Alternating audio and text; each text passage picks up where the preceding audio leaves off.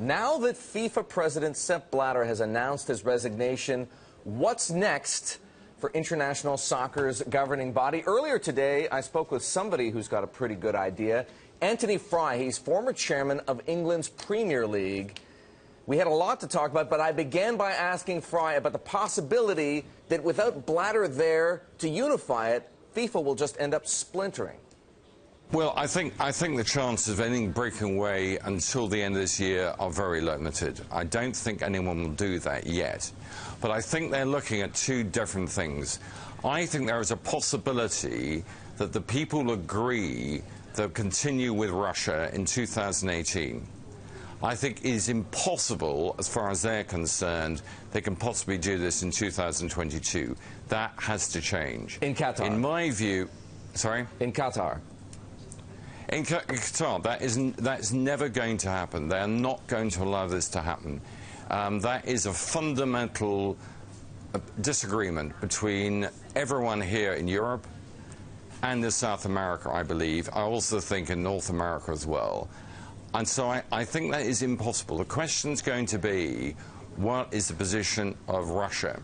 And I believe when push comes to shove, Russia may decide it's better to go with that and make sure that they're different from 2018 to 2022. But this is going to take a very serious conversation.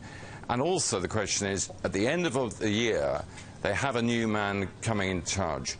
Where's that from? Who is that going to be? And that's going to be obviously a big pressure for the French in particular. Anthony, in that job. Why did Sepp Blatter resign? Yesterday he resigned, yeah. No, why? Why? Why? Well, I think there's no question whatsoever. From his viewpoint, in doing that job, he goes around the world the whole time. He, I think, understood that if he kept doing this, going around outside of Switzerland, everywhere else, there's a real possibility, I think, that the Americans would find to get him on something. Some of this looks very, very close indeed. I think there is still a possibility that the man will be got for his job as well. And so I think he's actually trying to make as great as possible that he can manage to avoid actually get done. But I think it's possible he will.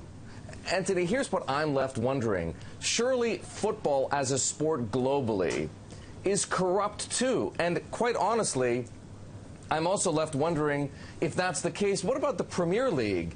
There's £2.2 billion in media rights. There are oligarchs. There are billions more in betting that happens around every match.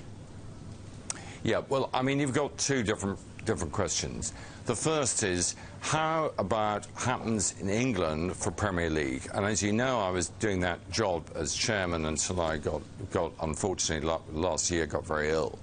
But the fact of the matter is that in terms of structure for that is done right, it's done fair, and it's done correctly.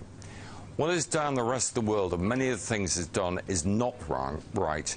And most important of all, some of those money that are going to these people are being done in a way which doesn't happen to people who are playing football here in England. That's the fundamental got to change. I remember that if you look at the position 20 or 30 years ago for the Olympics, there needs to be change, because by the 1990s it was quite clear that had to be changed.